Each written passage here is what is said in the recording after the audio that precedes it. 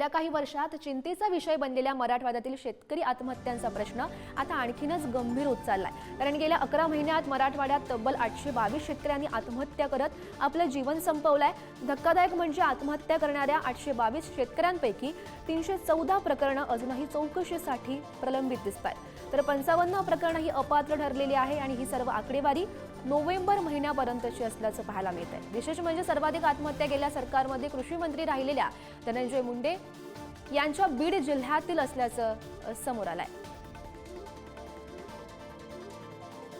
314 प्रकरणं अजूनही चौकशीसाठी प्रलंबित असल्याचं पाहायला मिळत आहे। गेल्या काही वर्षात खरं तर मराठवाड्यातील शेतकरी आत्महत्यांचा प्रश्न हा आणखीनच गंभीर होत चाललाय, कारण गेल्या 11 महिन्यात मराठवाड्यात तब्बल 822 शेतकऱ्यांनी आत्महत्या करत आपलं जीवन संपवलंय।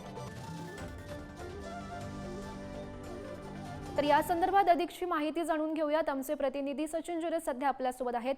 सचिन, आपण बीड मधल्या शेतकऱ्यांची ही आकडेवारी पाहतोय, अधिकच्या अपडेट्स या संदर्भातली।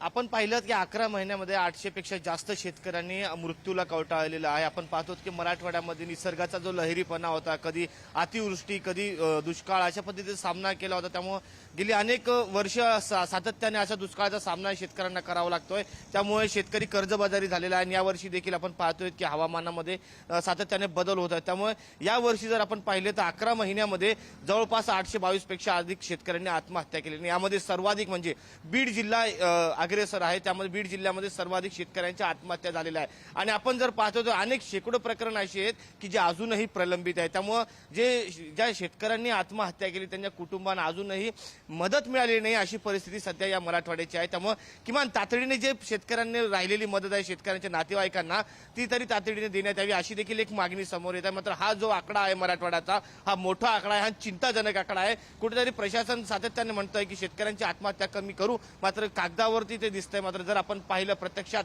तर शेतकऱ्यांची आत्महत्या अजूनही थांबलेली नाही, किंबहुना त्यामध्ये वाढच होताना आपल्याला पाहायला मिळते। हे चिंताजनक आहे। त्यामुळे तातडीने आता प्रशासनाने काहीतरी उपाययोजना करण्याची गरज आहे।